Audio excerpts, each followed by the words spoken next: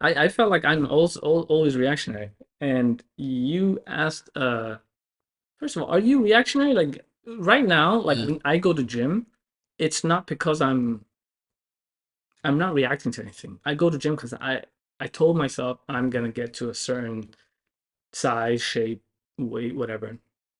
And so I just go because I know today's Monday, I'm doing legs. Like That's not reactionary, is it? that's not reactionary. Yeah. But I just developed this. Hmm. I remember I told you I stopped going to gym at one point, and one of the times I stopped was because I was like, what if I just get shot? Hmm. Like, what's the point? I spent all this time counting calories and somebody just shot me. Like, no, I'm not letting that happen. Also, what is the utility of this one thing? Big biceps equal still dead. Like it didn't make sense to me, right? So I used to live like that. Like, if I don't have to, I won't. Yeah. But then I got to a point, bro. I got to the fattest I've ever been in my life as an adult. Right? We don't count chubby Yeah. babies, right? Do. Yeah, we don't count that. But I was like, man, like, it's getting hard to breathe.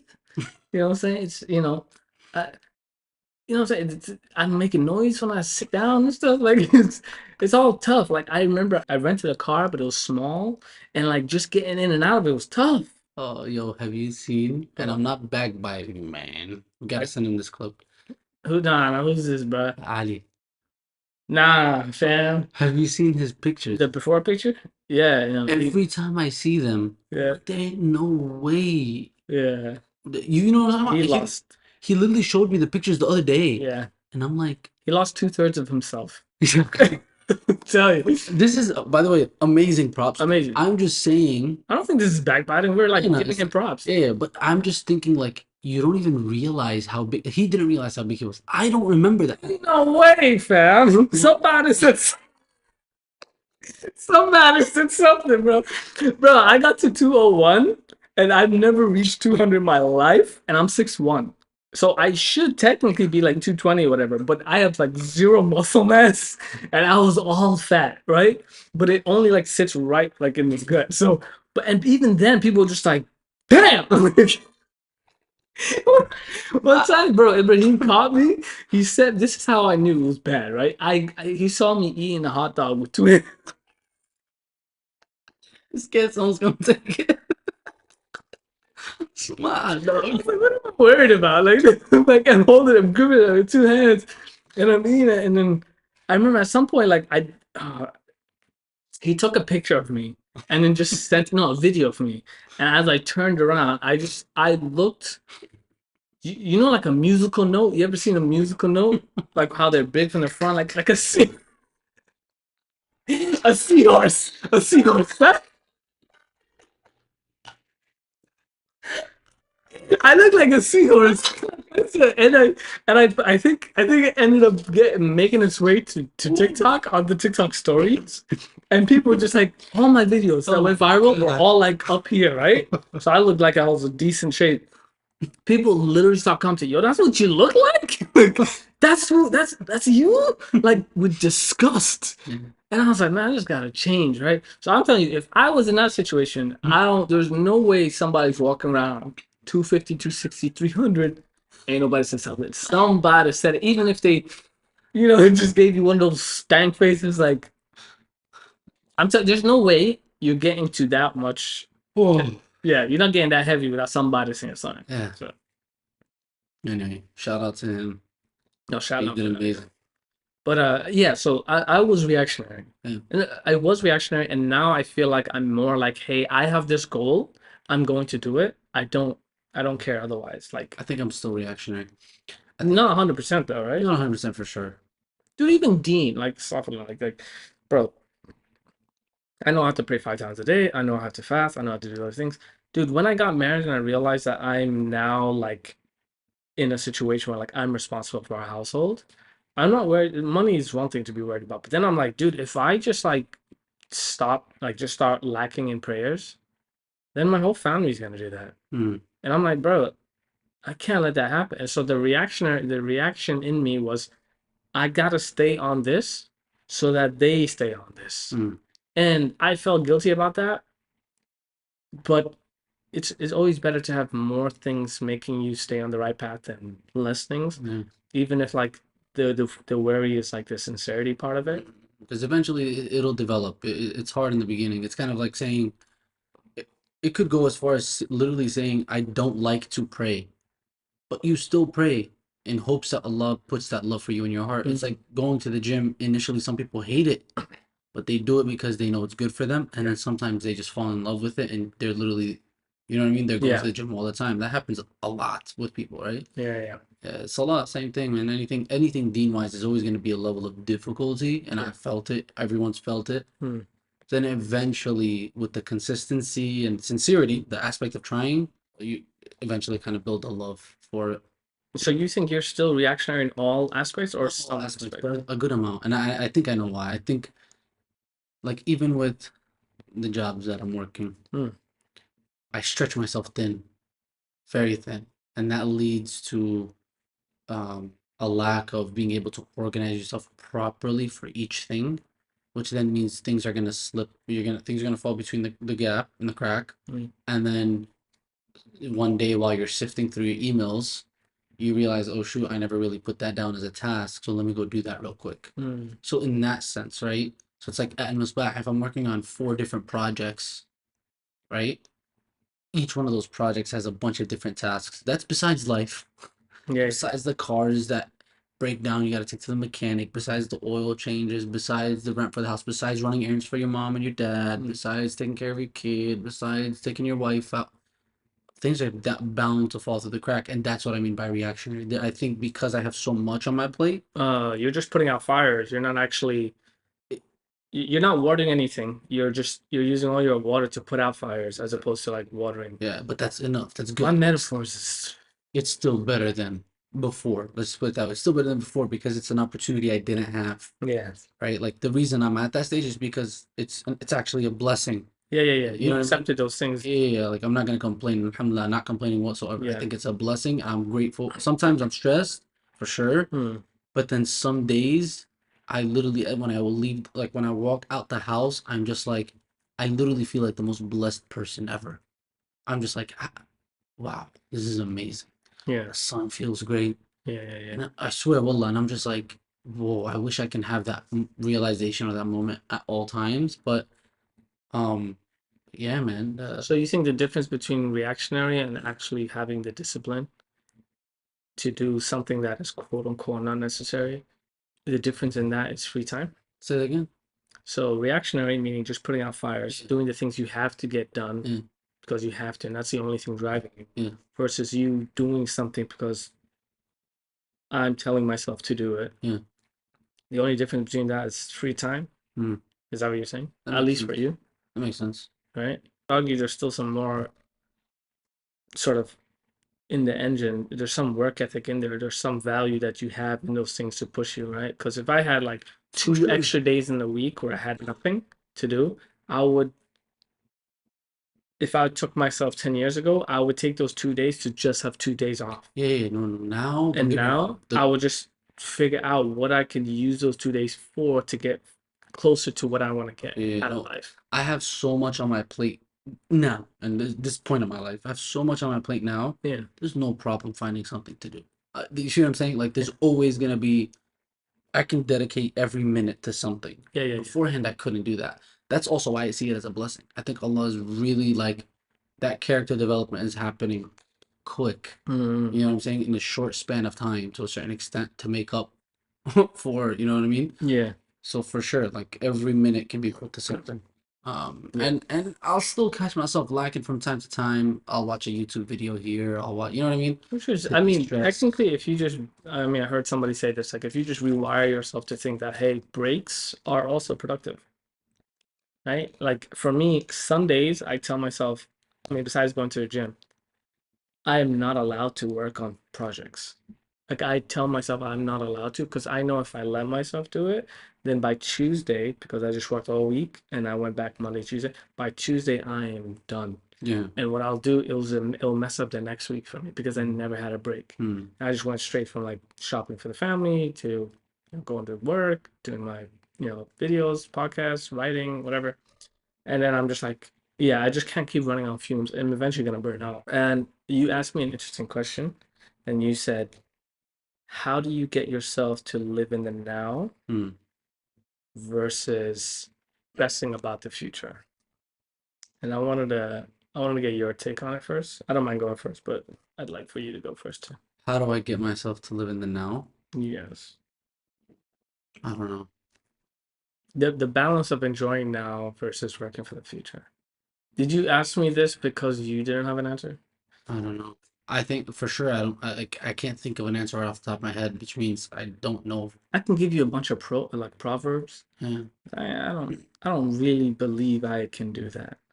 Because again, if it's coming from somebody who's instilled with the idea of reactionary discipline, then how am I supposed to get myself to do something for future Sammy if current Sammy is chill? Hmm. No, I can't enjoy the now and work for the future because I'm not disciplined. I'm not wired like that. I need to be stressed out about the future in order to get myself to do anything. Mm. Does that make sense? Yeah, yeah. So if you don't stress me out, like if you tell me, Sammy, you got 2 kids on the way, you got twins or triplets on the way, and you broke. Oh, I'm work. I'm gonna figure it out. I'm gonna stress myself, and Yeah. with Allah's help, I'm gonna get there. But unless you tell me that, I'm Yeah. chill.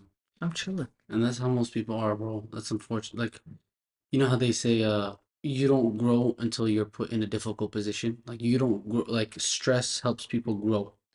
Yeah, Difficult circumstances help people grow. yeah. There was an example of like the crab.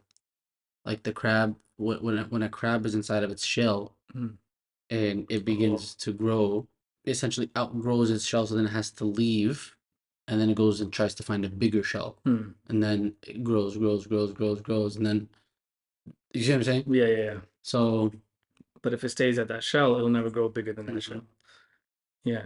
Like for me, like dude, like stress is a part of me, dog. Stress is like it's my yeah, my middle name. One time, deadass, I stressed about stressing because I stressed out so much that I started to have like complications, like mm, health problems.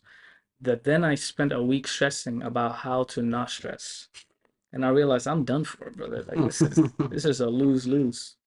Like one of the reasons why I even started exercising was because I was scared for mm, my health. Like I put way too much pressure on my heart mm, just thinking. I'm like, brother, at least stress about some real stuff. You know what I mean? Like, I would respect if somebody told me, yo, man, this guy passed away because he was stressing about putting a roof over his family's head. Like, well, listen, you know what? I respect RIP. that, RIP.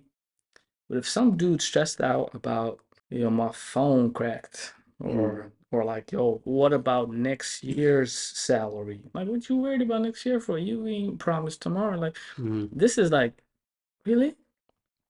And that's me. So again, like I can't. There's that saying, right, from Amon May Allah be pleased with him. I mm, remember because Sabi said, "Live for this life as if you're going to live forever, and live for the next life as if you're gonna die tonight." yeah, And if you separate those two, you're not gonna make it very far, mm-hmm, right? Let's take the first one. If you live for this life as if you're gonna live forever, first of all, you're probably neglecting until like until your last moments, as if you can predict that, right? Because you're living forever technically, so you're just probably gonna abandon the requirements that needed because you feel like you're just gonna make it up at the end. The second, you may just, if you're a procrastinator like me, yeah, I'm gonna live forever. I'm taking the day off. mm, Why am I stressing? I got a million of these days. Like I'm chilling. So I won't get you. I don't think anyone gets far doing that. And then the second part of the sentence, which is live for this life as if you're gonna die tonight. If you only lived like that, you wouldn't prepare for tomorrow.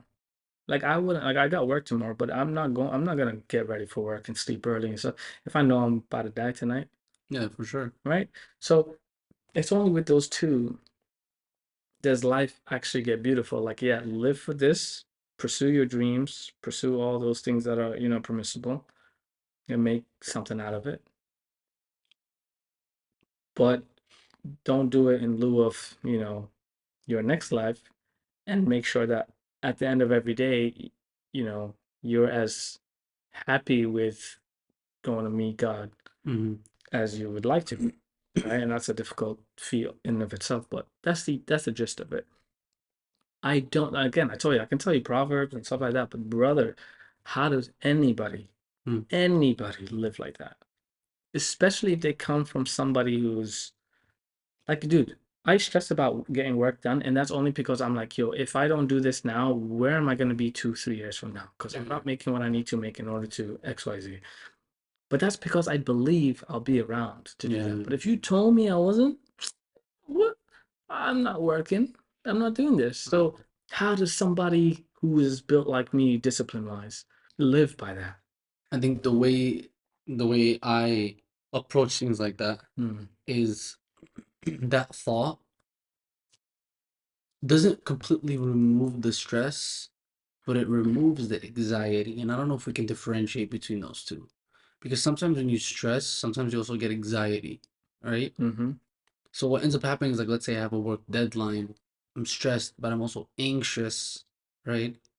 And if you take your scenario like, oh, you're not even gonna live till X amount of time, then you're like, oh, I'm not gonna do anything, right? But then the discipline in your mind comes like, okay, but I need to be able to provide. So then to me, if I don't think of like I would add one more element, and that element is that whatever Allah subhanahu wa ta'ala wills is gonna happen, right? So long as I do my part, I'm chilling. It's gonna work out. It's gonna be fine. And worst case scenario, if it doesn't work out, so what? You tried. You did your part. Mm. So that's kind of how I ease everything. It's like it's written, Yeah. but you need to do your part. So you answered so yes, I believe that there is stress and there's anxiety, and if there's a small fine line I can draw between the two would be stress is just the feeling you have thinking about the work that you need to do, or the activity that you actually need to do, and it's the thing that you're avoiding. No one gets stressed from the work itself. It's I'm stressed about this because you're actually not actively doing it. Mm, Right? It's something you're avoiding. That's where stress gets built up. And then the anxiety is, what if it doesn't work out? mm, What if the time I spent doing this meant nothing? What if the results that I predicted or wished for don't come as predicted? Because nothing is mm, promised. I think that's where the anxiety. So if I draw between two, it's like stress of the actual, like, having to get yourself together so you can do the work. Then the anxiety is like, yo, am I doing the right thing the right way? Is it gonna work out? Is it worth it? It's that like little monkey in your on mm, your back, just like telling you, hey, you're going the wrong way, kind of. And I think the anxiety part of the results that gets brushed away when you realize that, hey, all results are from Allah subhanahu wa ta'ala. So I don't need to worry about that. But not just that though. It's not just the results. But Because remember, I think we talked about this a couple episodes ago as well, which is like even the work itself is from Allah.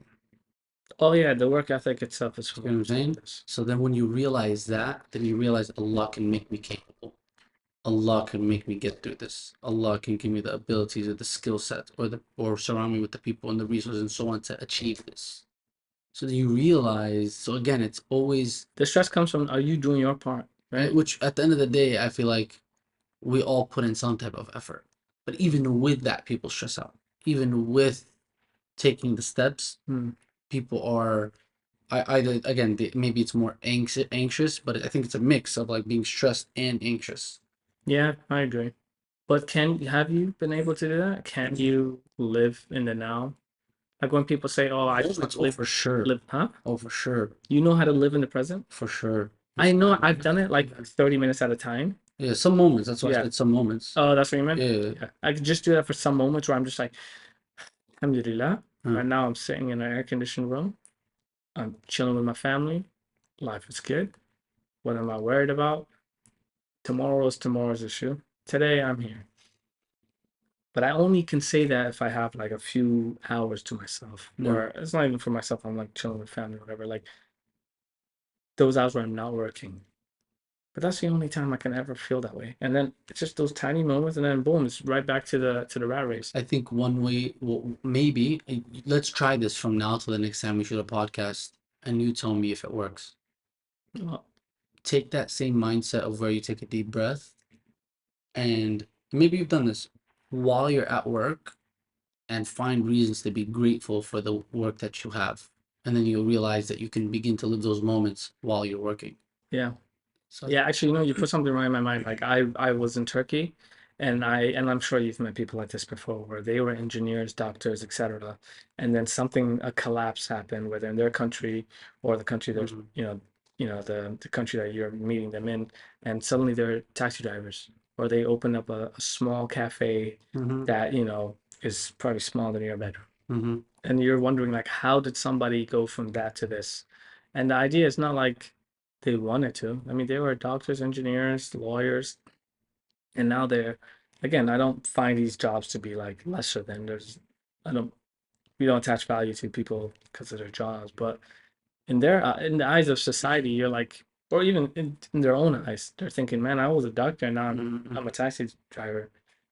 And that idea of like, hey man, people work to get by in life. That's it. At the mhm, end of the day, you are working to get by.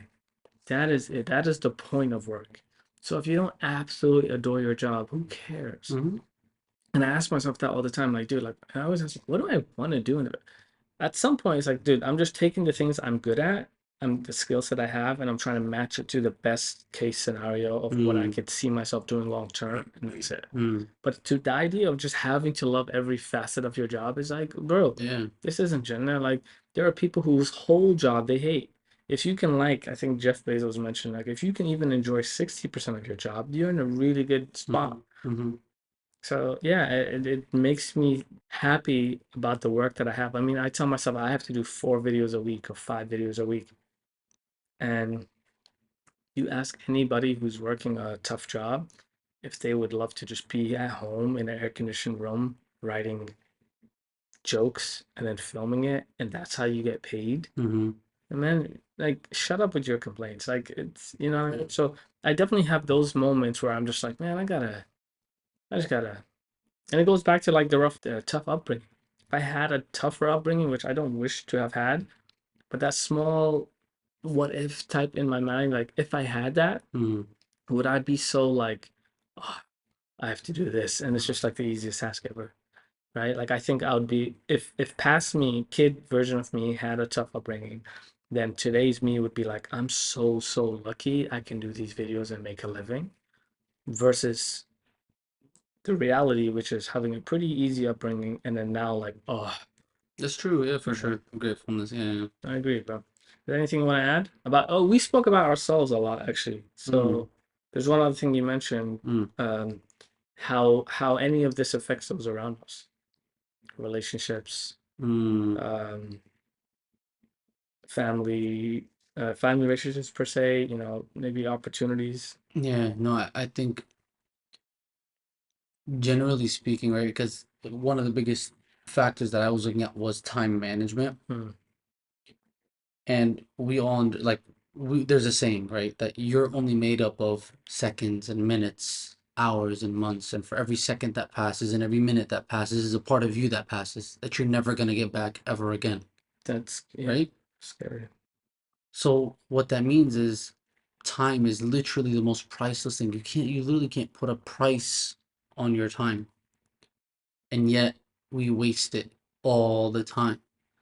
If I can't get myself to manage my time properly, what ends up happening is it will bleed into everything that I do. It will bleed into my relationship with my wife, relationship with my daughter. Because if I don't know how to manage my time and I just say yes to all different types of things, then maybe my wife is going to feel neglected, that I Hmm. don't appreciate her enough or I don't hang out with her enough. Why? Because I choose to hang out with my friends too often, assuming that this and this is going to happen, or I don't plan Ahead. ahead, right? And so, and all of a sudden, I do plan something that was last minute, but then my mom was expecting me to be home that weekend, Hmm. and she was hoping that I was going to do something in the backyard, Hmm. but I had to leave. No, no, no, it's okay, you don't have to do. But you know, in the back of you, So it begins to affect all the relationships that you're in. And you're either overcommitting or not doing enough because of that lack of Something is suffering. foundation. Exactly. Something is suffering, yeah, for sure.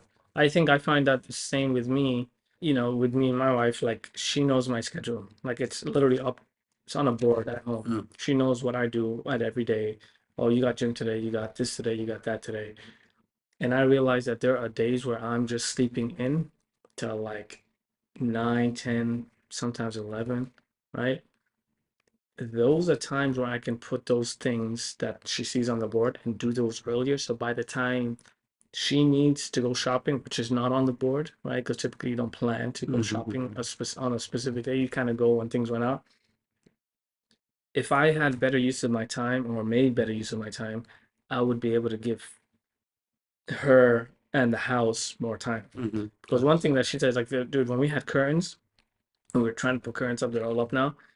I was saying I'm gonna put it up for weeks. I think I even mentioned like 6 times to you. You probably think this guy's still putting up curtains. Mm. It's because I'm putting up like one every other week, or I'm putting up like two every other week, and it's like, why? Because I don't use my time properly. But Mhm. yeah, it does hurt those around us too. Yeah. Even our deen, our relationship with Allah, everything. Yeah, time management, dude. You miss salahs because I remember missing salah just because I was talking one time. Fajr, yeah. Like literally made wudu, sat, spoke about something, got into some like little back and forth, and then I'm like, whoa, it's like the next salah already. It's the word. But anyways, any last things we could wrap it up here? Listen, guys, get it. Yeah, man, get yours together, brother, sister. Bro, it's doable. Each and every single one of you has the ability to do it. Put your mind to it. Ability. I'm Do not, I'm not doing that. But come on, man. No. I Nah, it's too late. all right, inshallah khair. We'll see you on the next episode. Till then, So. Assalamu alaikum.